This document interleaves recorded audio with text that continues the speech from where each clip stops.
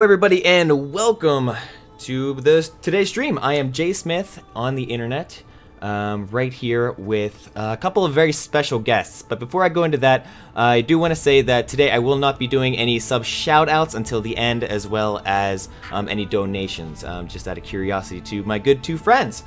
We have today hashtag Mike Bithell, the creator of Volume. Hello, I love that that's how you've written my name. That's fantastic. And then I also have the concept artist for Volume as well. His name is Daz Watford. Good afternoon or good evening, depending on where you're listening to us from.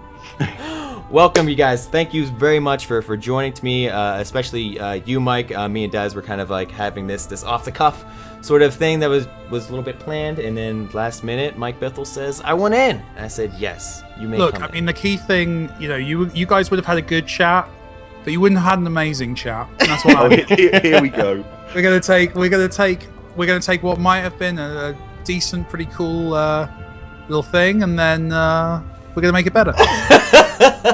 It's not that Daz is a terrible guest. I don't want you to hear it that way, Josh. Yeah. I don't want you to hear it that way. He's just not as good as me, and that's something he has to deal with. Well, honestly, if it was just me and Daz, eventually the entire stream would just roll down into talking about late 90s wrestling. Yep. I'm not saying that wouldn't be a bad thing. That'd be a great stream. We should definitely do that thing at some point. I like it. Okay.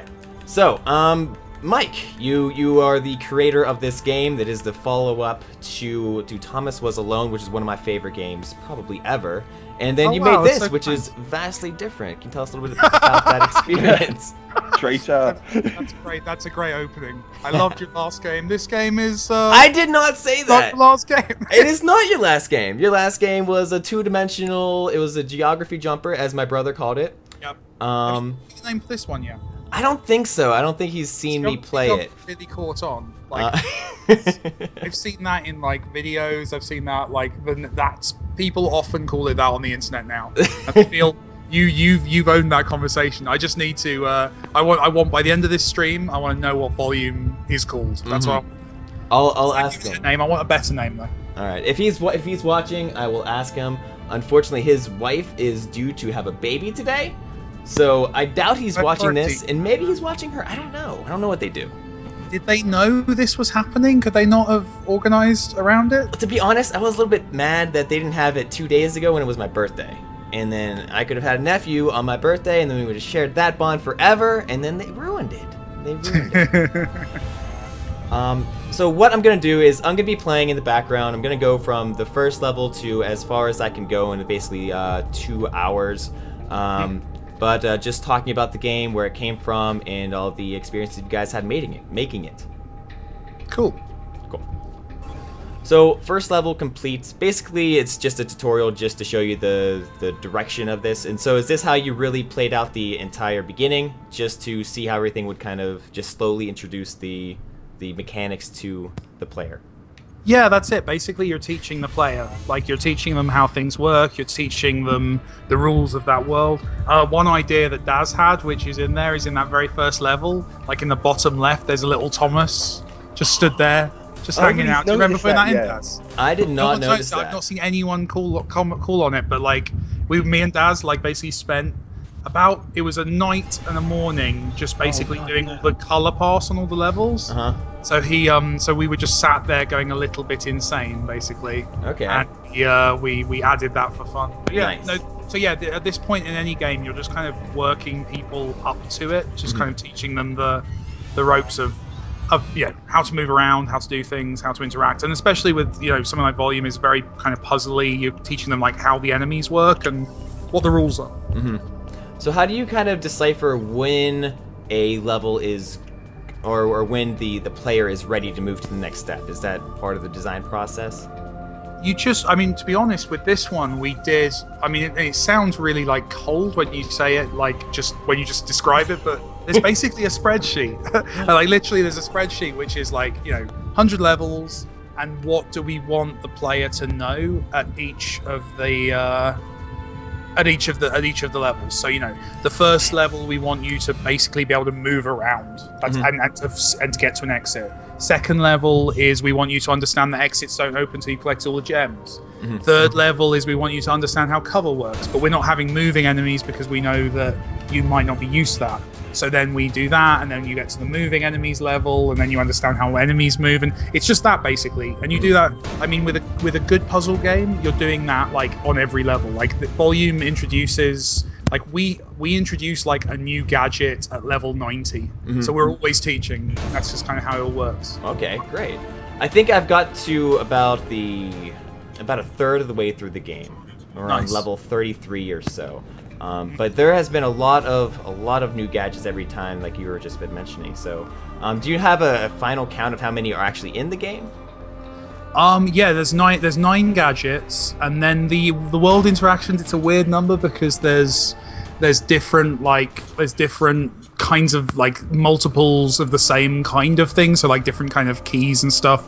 But there's I would say there's probably about kind of 10 to 15, no, probably 15 to 20 kind of world interactions as well. So we kind of place those out level by level. We've got 5 different kinds of enemies. We put them, spread them out. So there's always something new around the corner, right? Right. Okay, great. Yeah.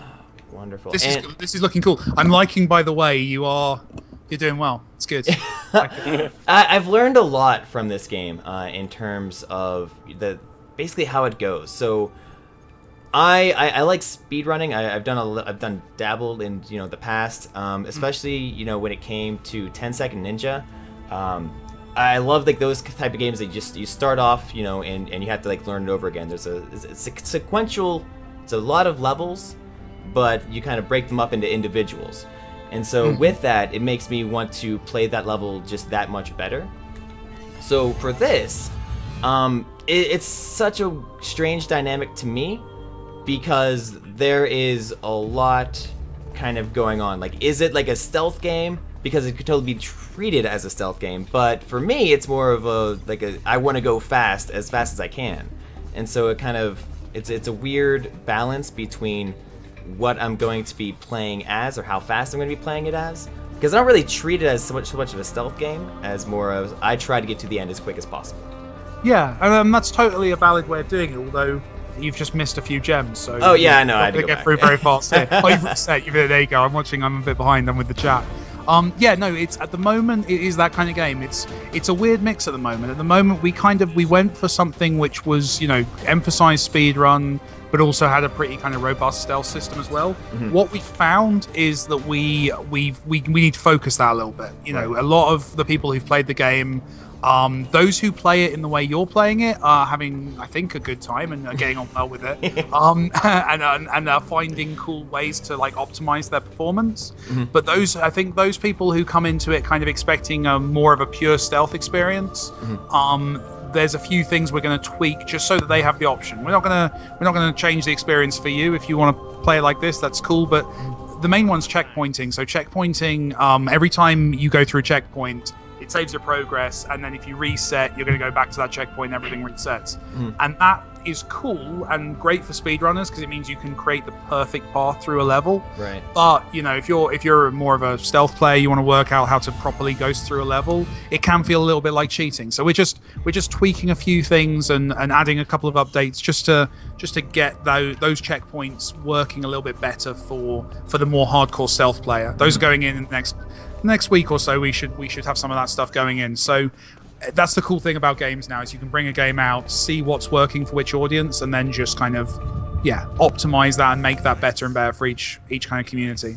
So I'm pleased you're having fun though. You seem to be getting really good. I've noticed you all over the leaderboard. I'll go in a little bit to show off some of my times. But big focus has been trying to beat Northernlion in all of his scores. I think he's bested me in maybe a handful, which I'm still upset about. But even like I've done better than Roper in a lot of these, which is kind of surprising. And he's testing the crap out of every level, so that always feels good. But it was great. I remember like we had a slight leaderboard bug, so we actually had to wipe the leaderboards while like reviewers were in there. And I think you had a build at that point, so you owned the leaderboards for like 2 days, like because it was, you know, there were obviously quite a limited number of people, you know, obviously playing. That's how you managed it. But there was one, it was like, I can't remember which level it was, but there was like one of the levels, like 5 levels in or something, where you'd gotten a score that I thought was impossible. I spent like half an hour. I managed to finally like get to within like a millisecond of you, and that was the point where I was just like, okay, I get this now. Oh, that's really. By the way, you just solved that puzzle in a way that you went out of the room and into that. I've never seen anyone do that before. Really? Most people wait in the room and hide behind the pillar. That's cool. Sorry, carry on. No. I like that. Is the level that you're talking about the first level they had to flush the toilets? That was the one. Is it this waste management one? Because I think I skipped it earlier on. And so, yes, here it is. So, essentially how you're supposed to start this game, because you don't know the whistle mechanic yet. So you're supposed to flush the toilet. Correct. And go around and do this. And then once that happens, I think this guy will turn around. But what I'd learned is that you can whistle before anything. And so you get his attention much faster and kind of show him where you need to go. So I'll do this the way that I believe that it was intended. What you're saying is you're bringing those later skills in. But that's cool, But right? this is before I even played like the later stages. So you're just so good. You're just so good. Did you do that classic thing where you just pressed every button on the controller to see what it did? Right? Oh yeah, absolutely. Yeah, of course. we have to assume that everyone will be able to do that. Right. Not everyone, but no, that's cool. And so I think this is how the game was initially supposed. Oh shit. I just got looked at by this guy, which isn't good, but that's okay. So I guess that's some par. So it's 41.6, par's 57, so I still made it. So let's do that level again the way that I kind of learned it, which is a lot more confrontational to the individuals. So let's get that guy. Yeah, I'm gonna get his attention first and foremost. Make him go down that direction, so the top way is clear. I will flush the top toilet, and that will lure the other gentleman away, and that'll lead me to head towards the exit. He notices me, that's fine, because I pass through the gateway, which saves my time, and then I just run to the end. Yes. Yeah. So yeah, that's what I'm talking about. So for you, that's a fun thing to do, and you like that. For kind of the more hardcore stealth players, we found that people maybe don't like that as much. So we're just kind of tweaking the rule set a little bit so that you can keep your version, where you can like properly have fun trying to game the system a bit. But then the more kind of hardcore, I want to play this proper stealth level kind of people, they get the experience too. Yeah. So it's cool. It's been fun kind of finding that weird kind of split in players, and it's cool. We've made a good game for one group of those people, and I think with the update we're gonna really turn on the other group as well. Oh, absolutely. And then you have the option of individuals making their own levels, which is going so damn well. Like, I know this thing sounds like bullshit, but but like genuinely we had it. So the game came out Tuesday. And then I've got like a staff pick section that we just basically filled it up with some levels that my girlfriend made, because she's been doing some cool levels and it was a fun thing to put in there, and we wanted it so people had something when they went in there. And I was like, so we had 4 levels there at launch, and on Thursday kind of afternoon I was like, I'm going to find a couple of levels from the community that are half decent, and I'll put them in the staff picks as well. And then like hours passed, because I found that there were roughly, I think, about 100 levels had already been made by Tuesday. Right. And found amongst those probably about 20 levels that were just really, really solid, good volume levels.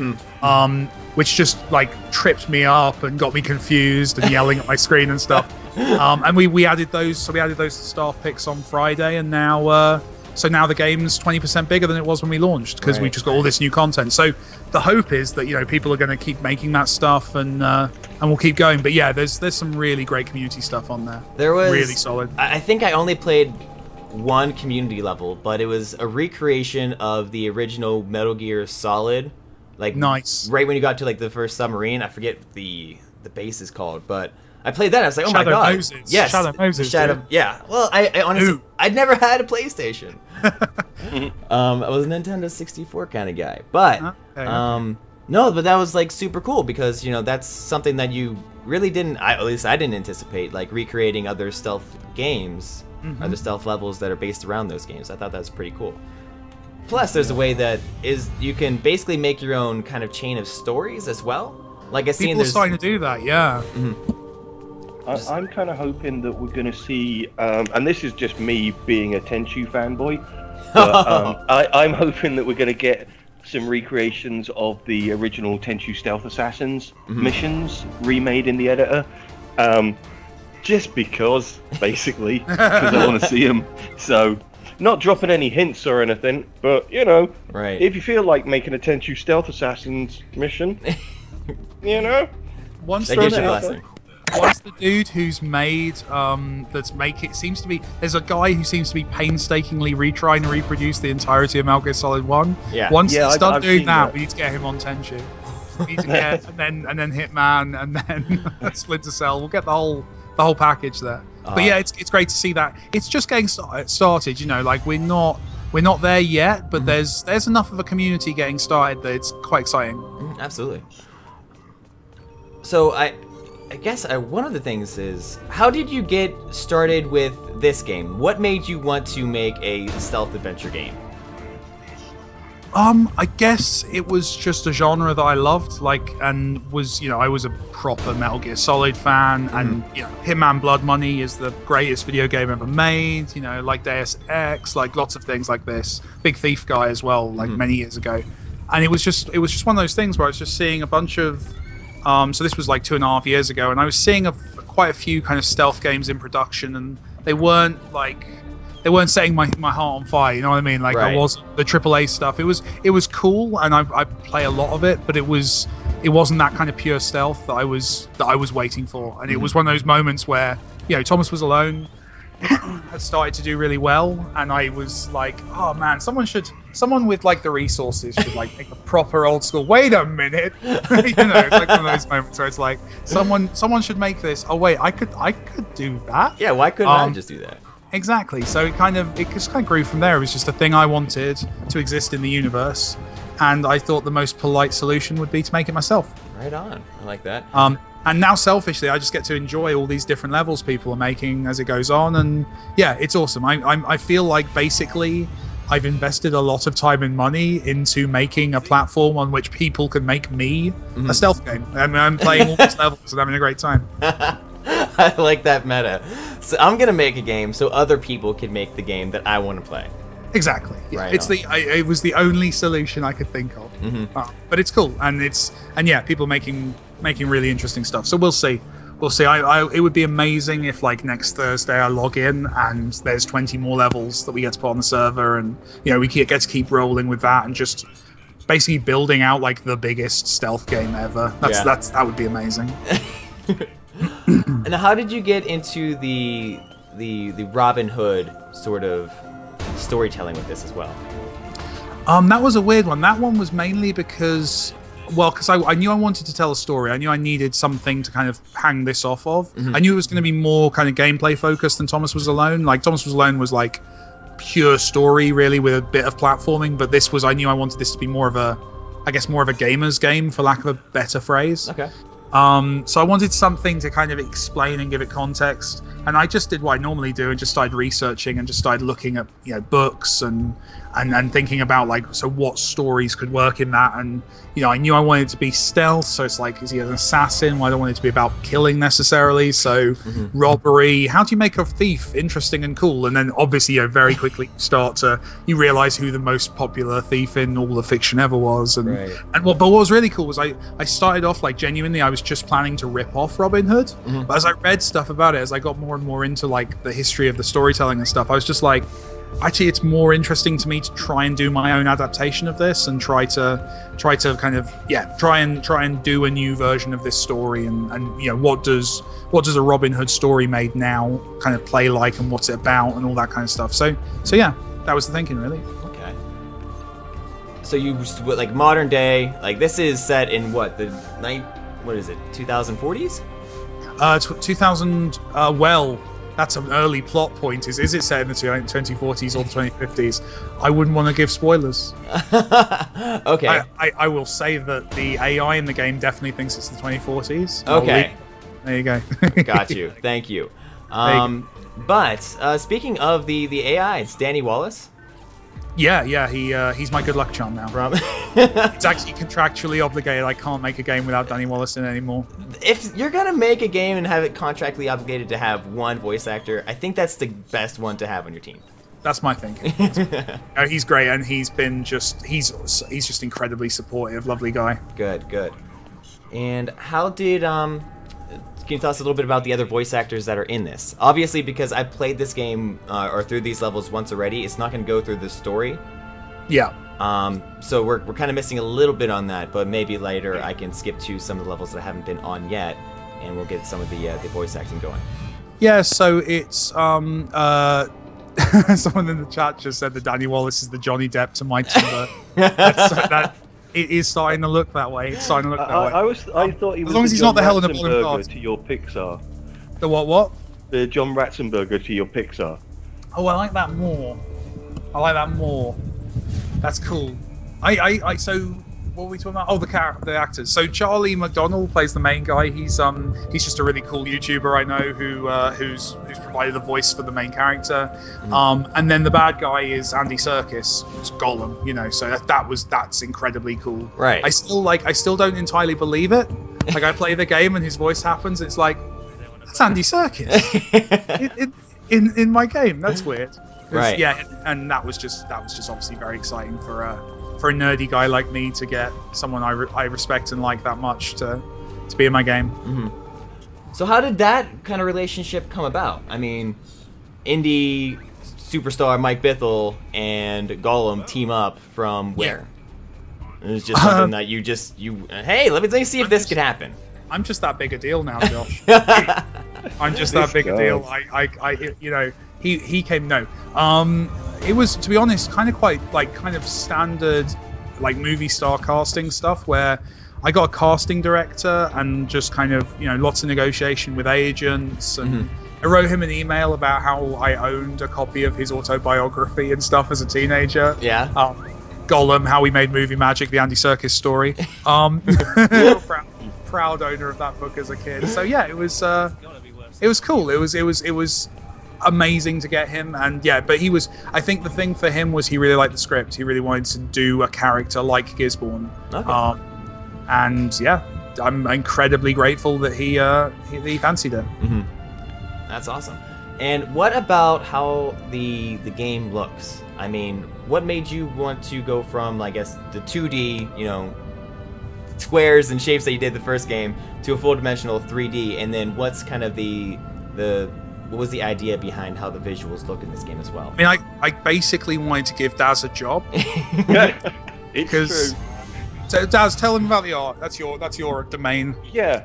Okay. Well, I mean, Mike came to me and says, obviously we don't want to just kind of do rectangles again. Want to kind of do something a little more complex. But we've still got the thing of we wanted to keep it fairly low poly. Just because we're in, we don't necessarily have all that processing power, etc., etc. And like Mike had also the game design was based on the blocks, which allow you to do very clear stealth gameplay. So sort of within that, then it's a case of, okay, so we've got, we're comparatively low poly, and we've got a very kind of clean, level appearance from the blocks for mechanical reasons. And then Mike just kind of threw a bunch of reference at me. Bought me getting thrown. It's a slightly more graceful process, Daz. We had an exciting, artistic, creative process together. He basically threw me a lot of pictures and said, make it kind of medieval and kind of like Tron.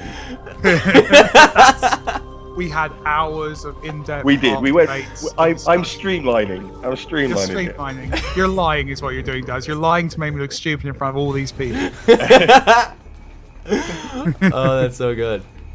So it's just kind of like an off the cuff, like, let's see how this works. I wanted to be futuristic and look like Tron, but it's Robin Hood.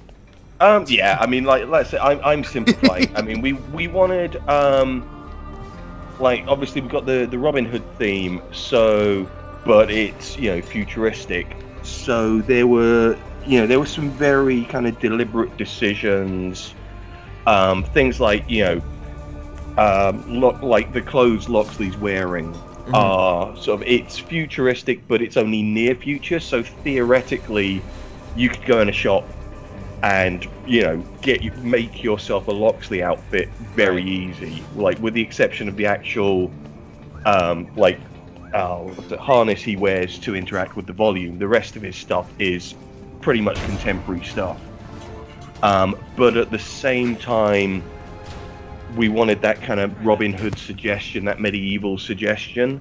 So, you know, there's a lot of kind of like shape cues that fit the kind of shapes that were in fashion during medieval times and things like that.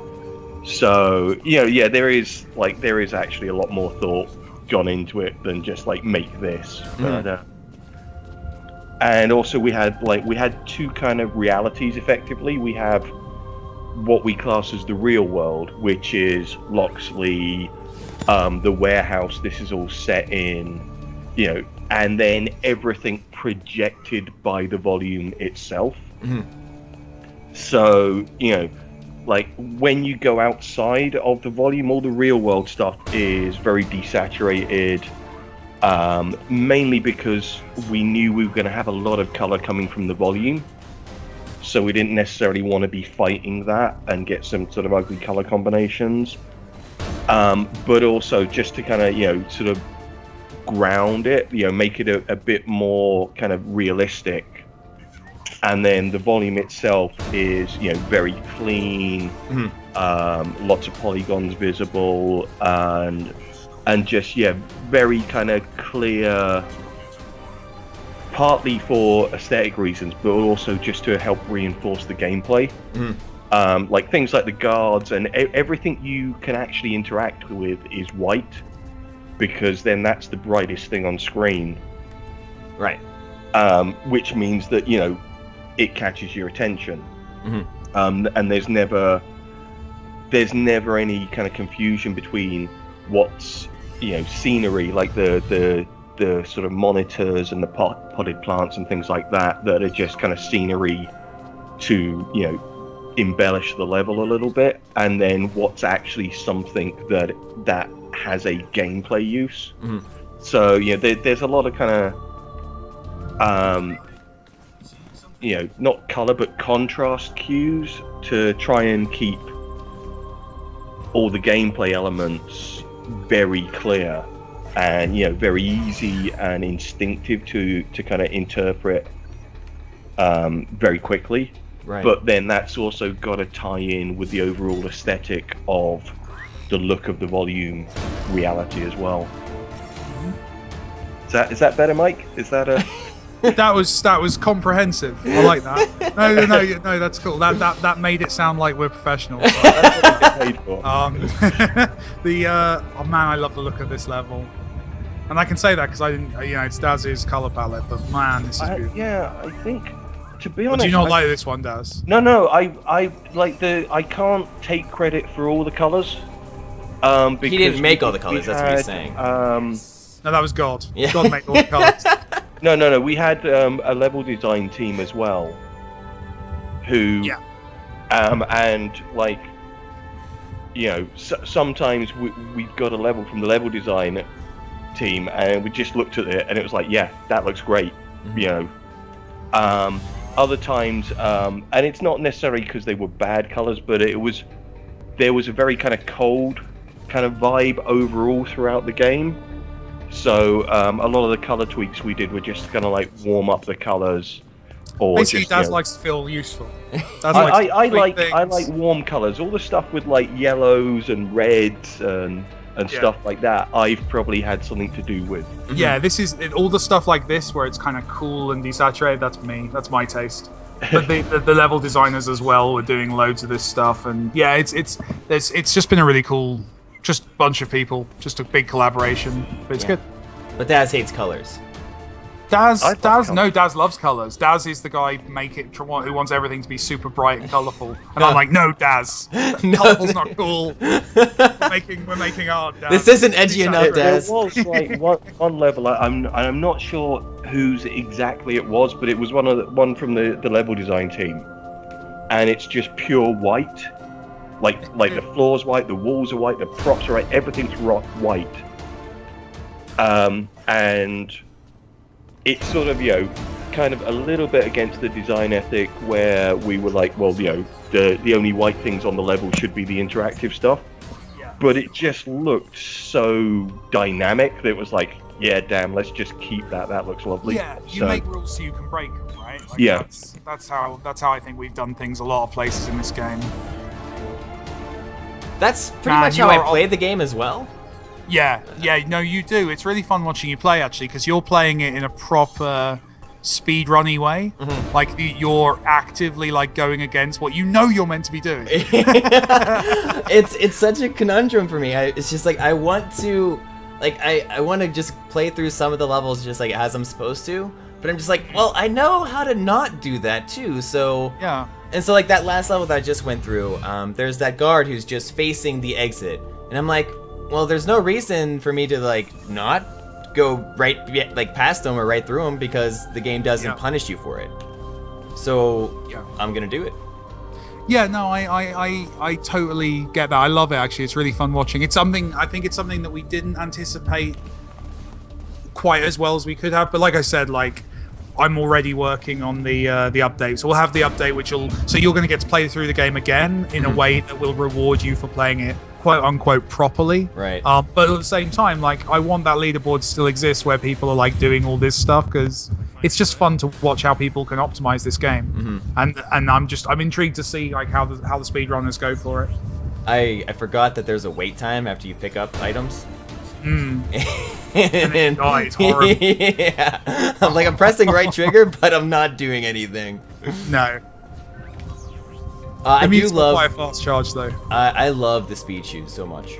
They're cool, aren't they? That's an idea for my girlfriend. Yeah. Because we had a gadget in the game called the Thunderclap, and what it did was it deafened every enemy. Yeah. And it was one of those things where it seemed really clever when we came up with it, and then you try and make puzzles around it. It's like it's not fun. Right. And me and Kerry were just like, I think we were like in the coffee shop chatting about this, and I was just complaining that like I had a shit mechanic in my game and I couldn't work out.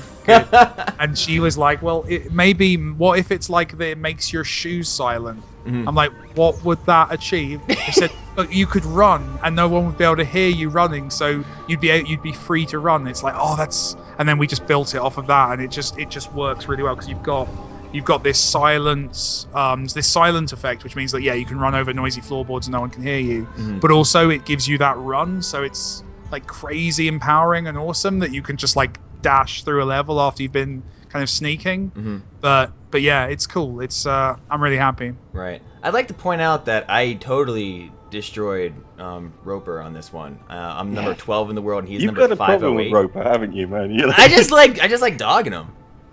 No, I do love that guy a whole lot. Roper's cool. Roper is, just for anyone listening, Roper is the guy kind of fixing all the bugs right now. Yes.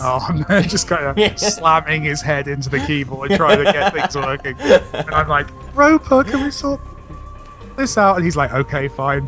You know, I like, by the way, I'm liking the hashtag. Roper's in the chat. Is he in the chat? Yeah, he is. Hey, Roper. Hey, Roper. Get back to work, Roper. Get back to work. There are bugs to be fixed, Roper. Get back to work. What was I gonna say? Like, hashtag Mike Bithell, by the way. I'm seeing it in the chat. I'm flattered by it in the chat, but I want it trending on Twitter. It definitely needs to happen. So if you could all just go on Twitter, get that hashtag Mike Bithell happening. I just want to see it trend. Put the link to the stream in that tweet as well. Link to the stream, for those of you who want to put in the extra effort, link to the store page on Steam. You know, that's always appreciated. I'll be honest with you guys. I want to sell some copies, and you could make that happen with the hashtag. Damn Bithell, you spelt it wrong. Mike Bithell, hashtag Mike Bithell. Make it happen. I love it. This is your fans and your audience. They're just so much fun. Like I'll have I'll have like an article written about the game, like, and it's been a while since I've been on your stream, but I've had stuff written about me on various websites, and the first comment will be hashtag Mike Bithell. It's like, there's Josh Lord. They're there. First comment, because a lot of people, they'll go with the first comment, they'll just write first, but your audience remembers. They're always there. They're always there, they're always waiting, and they're always there with the hashtag Mike Bithell, and it just, every time it happens, I just giggle. I love it. Roper says hashtag mean Bithell. Is that something that you want to get out there? He's the thing, Roper, you keep typing these things, but every time you type them, you're not typing code to make the game better. So get back to work. That's all I can say. Cold-blooded, man. Oh, he's great. Roper No, has done a great job this week. He's done an amazing job, and like, you know, we released on Tuesday. I think we've already released, in terms of like versions, patches that have gone out to public. I think we've patched the game like 3 times with like major bug fixes, and every single time that's Roper predominantly doing the work on that. So we take the mick, but he's awesome, and he's the reason this game is working as well as it is right now. So yeah, big love to Roper. We all love Roper. Roper gives the best hugs as well. He gives good hugs. He gives okay Twitch comments. But he writes excellent code. So for that we like him. You're going to die horribly. Oh no, he turned the other way. I can't believe that I lived through that one. That's amazing. Yeah, so that's how you beat Ryan, Roper, and Bear Taffy on one go. Nice. Yeah. Actually, yeah, just, you mentioned Bear. Bear's been doing some really nice YouTubes. Yeah, I saw that, and he's put us on his curator list as well, which is really nice. Yeah, but I'm really sorry. Go on. Yeah, he's when he's been streaming, like obviously like Josh is like, you know, talking to us and having fun, but Bear's stuff, he's talking through his thought process as he's solving the problems, and it's just a really kind of fascinating to actually hear that process going on. I need to watch. I think I watched like half of one of them, and like obviously like been crazy busy, but I need to go back and watch those. Bear's YouTube videos have been really good, really just kind of interesting. I'm really excited to see like how he reacts, because he's one of those people who I think is wanting the pure stealth version. So I'm excited to see what he thinks of the tweaks we're doing. So I'm going to make sure I'm going to make sure I watch once that flip happens and see how he reacts to it. It's exciting. I think that would be super cool, and that's something that like, I'm also into, or like interested in getting into, and seeing the difference between like how I would play as like a straight up stealth game as opposed to how I have been playing.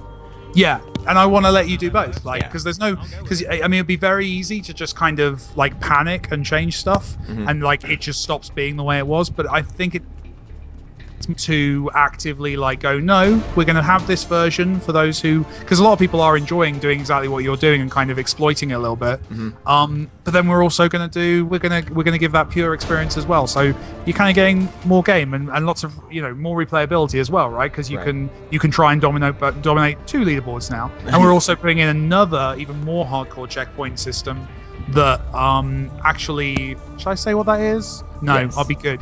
No. I'll be good. No, I'll say this. Do it. I should. Fun. Yeah. No.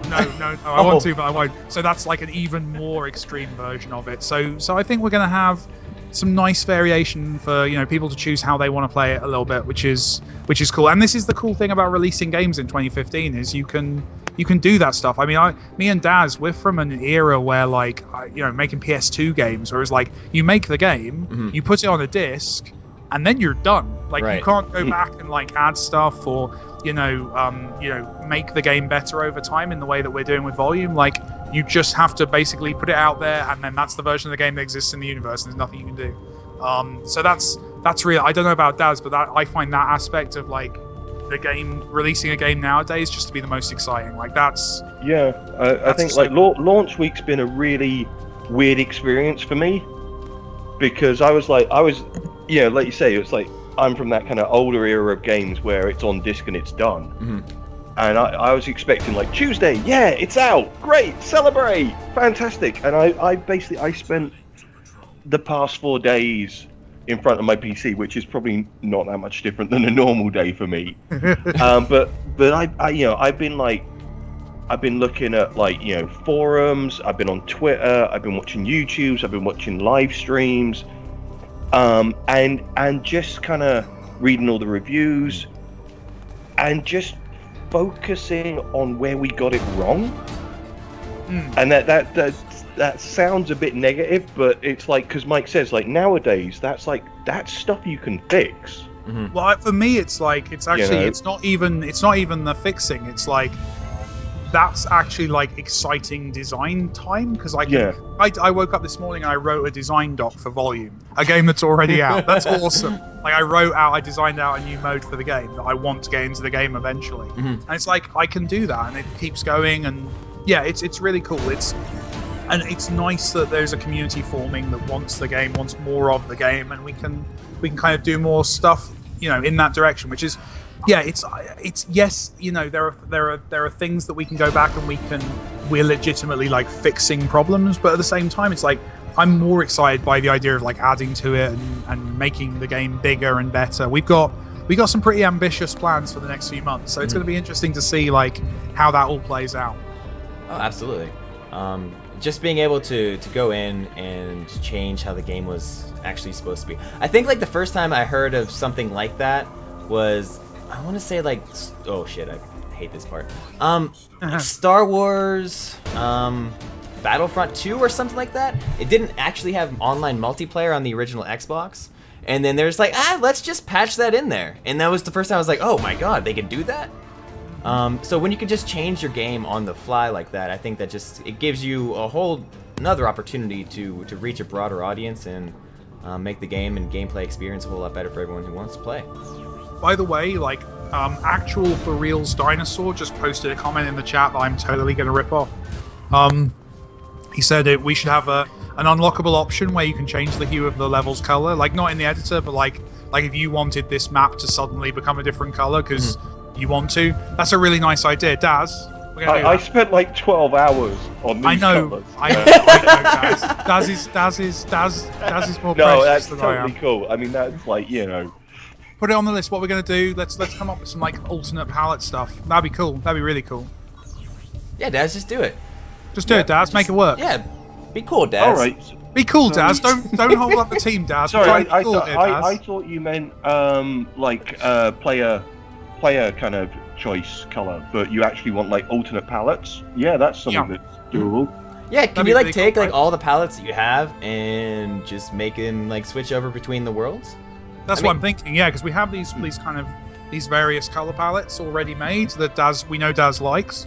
Yeah, but knowing Daz, like being able to swap them out would be really cool, or actually just adding like a new pile of them that Daz could just come up with. Because this is the thing with Daz, is like, because we have the editor, and the one thing you've said so many times, Daz, is that when the editor comes out, all you want to do with it is come up with new color schemes. You've said that. Yeah. So let's make Actual for Reals Dinosaurs dreams come true today. He's not going to be extinct anymore. He's not going to be extinct because he's for real, Daz. He's not some fake dinosaur come lately. I He's am a catching legit some dinosaur. heat from Pixel Podium in the chat as well, because I'm supposed to love them, and I do love you.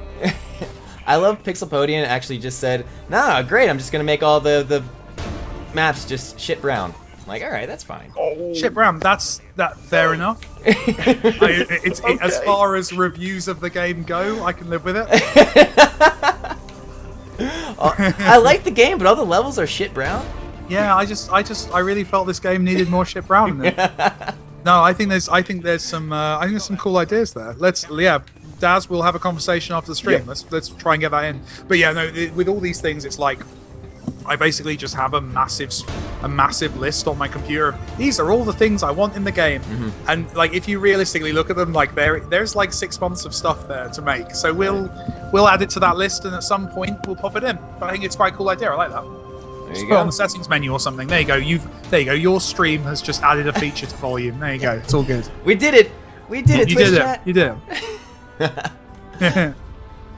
That's awesome. I like that. Oh, that level that I just played through, probably one of my favorites that I've played through so far. Oh, it's the Pac-Man level. Yes. Yeah. Waka Waka. Yeah.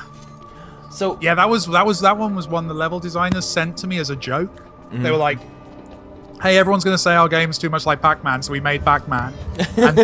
And they sent me the level, and it's like, guys, there's no way this isn't going in the game. Like, this is brilliant. Right.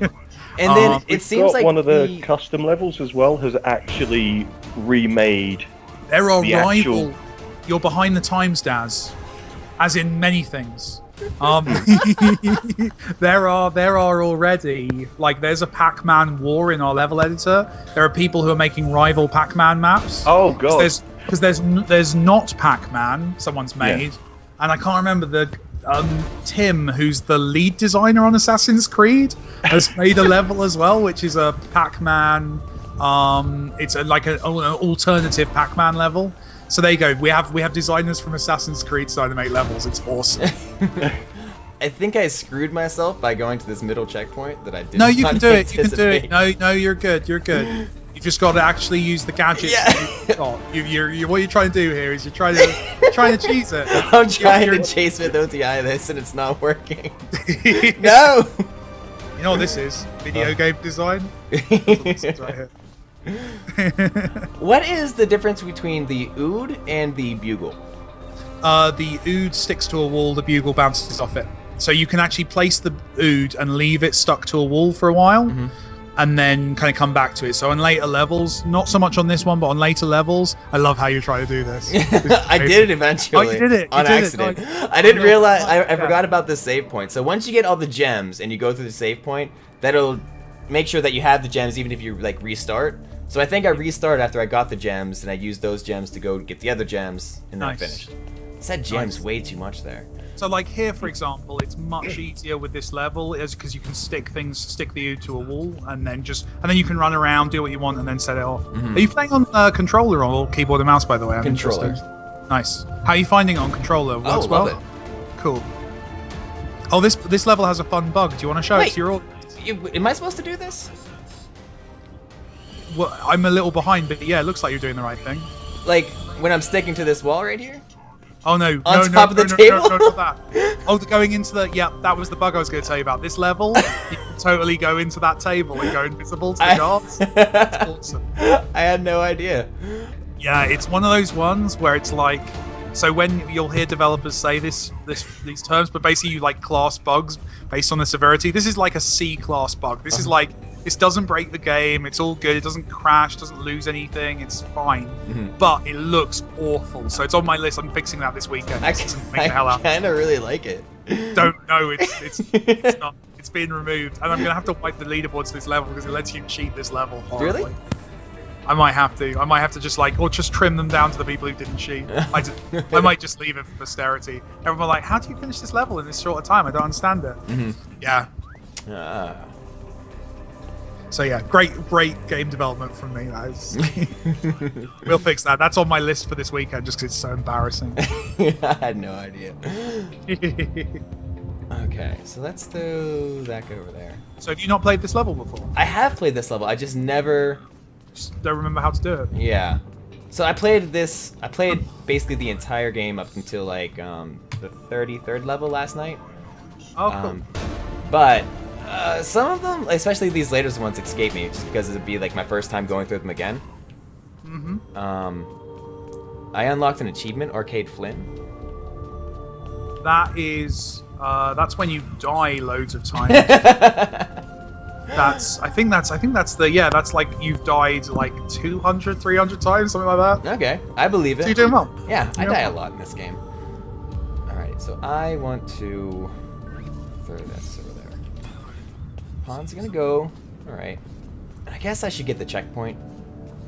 Although those checkpoints are useful. It's slow strats, dude. Before I do that, see if I didn't get the checkpoint there, I probably could. Oh, I screwed myself. I'm alive. I cannot run. What's fun is I'm watching you on the stream, so I'm with the audience. I'm like a few seconds behind you, so I hear the scream and then I get to watch how you did it. It's good. Oh man, this game is really fun, and there's definitely times that it's just like, it's really like I'm biting my nails and I'm just dying right here too. Are you telling me that I should go and open both of these doors up? Oh, wait.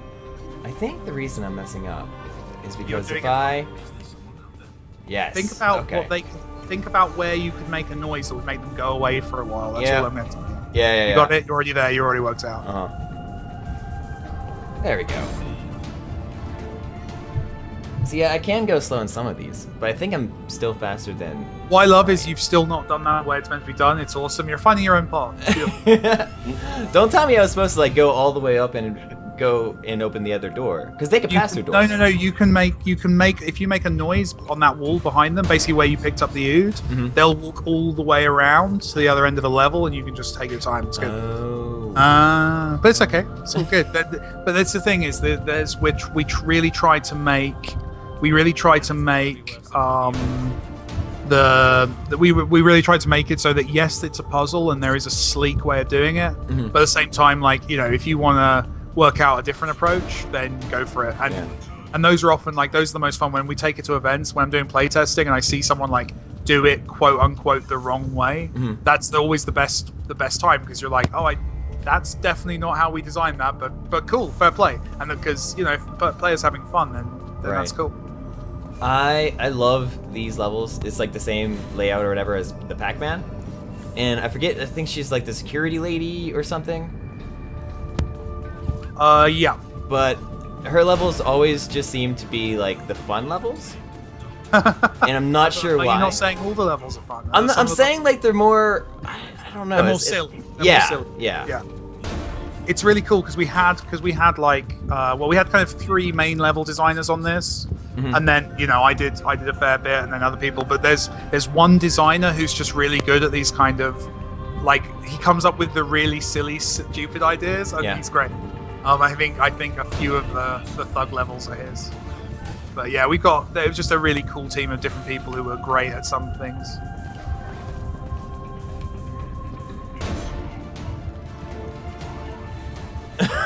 I think I've done it. Oh wait, actually could be okay.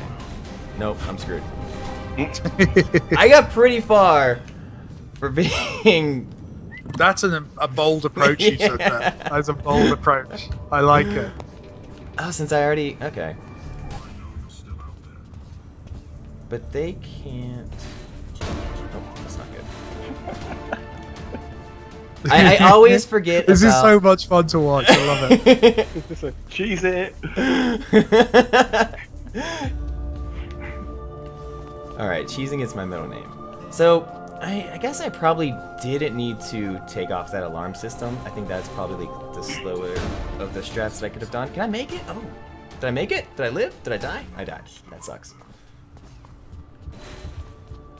I keep messing that up too. Ooh, my girlfriend just brought me a coffee and a cookie. Both? Yeah, no, that's it. Like, a coffee would have been nice. A cookie would have been nice. But she's taken it to the next level. Thank you very much, darling. Aww. Okay. Gonna get to the end here. What? Oh, alright, there we go. Great. What, kind of cookie is it? It's a chocolate chip. That, by the way, is the best question you've asked. We're getting to the truth now. Now we're a lot of people, when they're interviewing you, they don't have the guts to ask you what kind of cookie you're eating. Well, they'll be like giving you easy questions, but no, you cut to it. I believe it's a dark chocolate chip cookie. Is it? But it's not a double chocolate chip cookie.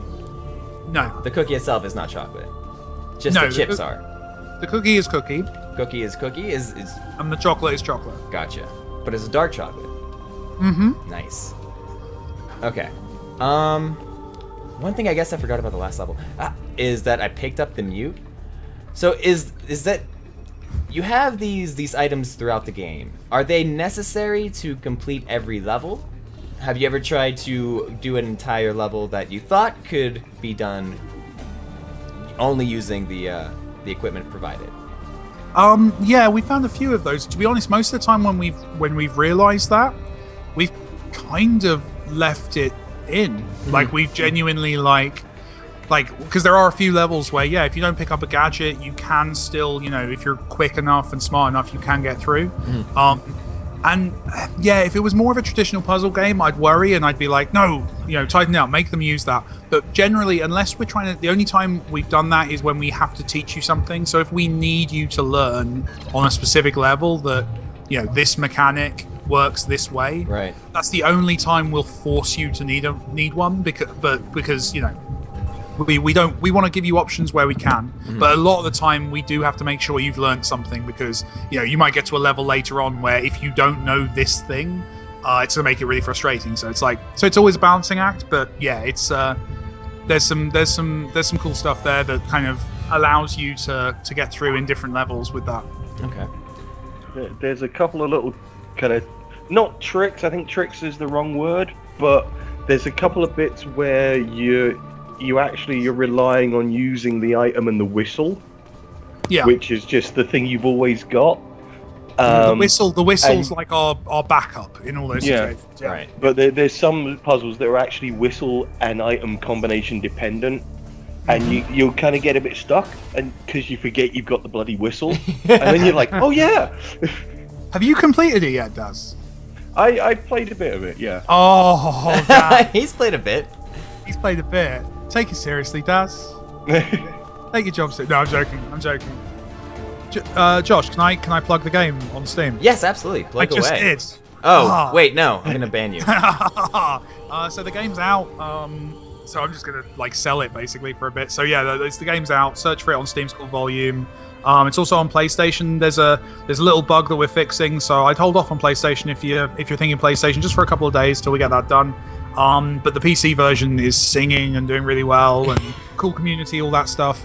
So yeah, check it out. And obviously, as I said before, we're continuing to update it and fix things and all that jazz. So yeah, please jump in and yeah, make some levels. I want 20 more levels to put into the staff picks next week, because I got 20 this week, and like a spoiled child, I want to make sure we can keep doing that. So are you, when someone creates a level, you don't have to approve it or anything, it just happens to be now online, so I can go find that, or is they come with updates? So it's kind of like YouTube in that basically anyone can upload a level. And then if someone uploads a level people don't like, they can flag it and it'll get kind of removed and all that stuff. But in terms of staff picks, basically you can see whenever you're on that screen, the run simulation screen there, right at the right hand side there is the staff picks button. And if you just you click on that, and then basically all the levels in there are ones that I've personally played or someone from the team has played. Carrie. And we or Carrie, actually Carrie's not done any of those yet, but yeah, stuff that we like, stuff that we think is working, and then we'll we fill that out as time goes on. So it's cool. It's a nice way. It's a lovely way of making sure that people who are just going on there for the first time can find something they like. Right. But then also at the same time, it's a really lovely way of kind of rewarding the people who've made really cool stuff, because we give them a little shout out. Everyone whose levels were in that first batch was mentioned on Game Informer, and there was an article on Game Informer that stuff had been added, and all the names of everyone who made a level that's in there was on there, which was just awesome. And it's that's so cool that we can kind of celebrate the community and the stuff they're doing, and kind of shine a spotlight on that.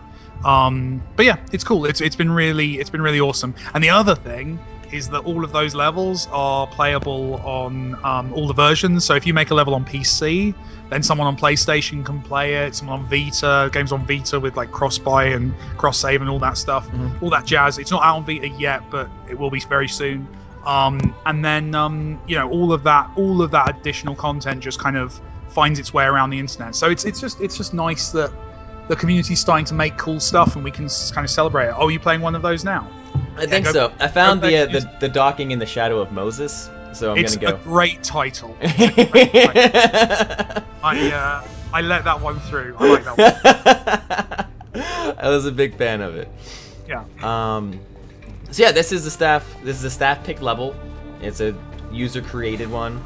It's made by someone called Games Plus James, I think. This one. You've actually got some people in your chat who have made. You should totally after this. I am. I want to go to AC Woods level. Yeah, AC Woods. What's the name of your level so that we can have that up after this? Because you can actually play someone who's in the chat's level. Oh fuck. guess that didn't work. And I guess we just have to wait for them. Can you tell us a little bit? We touched briefly on the story of the game, but we played through a whole lot of it. Well, for the most part. Can you tell us a little bit of what happens in the first part of the game, I suppose? So you mean like the story of the setting and stuff? Yes, yes. Yeah. So it's so the idea is it's a kind of your kind of dystopian future. England's been taken over by a very bad man. But he's won, like he's been in power for years. And this one teenager breaks into what is basically a training simulator for his guards and reprograms it to start simulating crimes against the rich and powerful.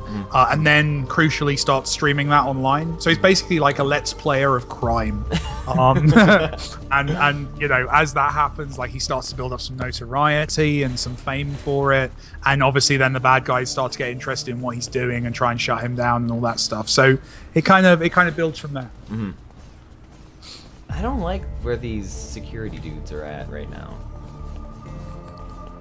And I'm definitely going a lot slower than I was the first time I played through this level. And that's always like my biggest, like I hate when that happens. Like if I play a level that I've already played and I go slower, oh man, I hate it. But yeah, if I fail this one more time, we'll go to the next level for sure. Yeah, I want to see it was Caramel was AC's level, which I liked actually. I think AC made a couple. I remember, was it you that made something called Hazelnut AC? I think it was you, and that was cool as well. It was. I think I got stuck on it, which is why I didn't put it on staff picks. But your stuff's really cool. Make more levels, man. I need some more levels for next week. All right, here it is. And yeah, just like if anyone's wondering like how to find out about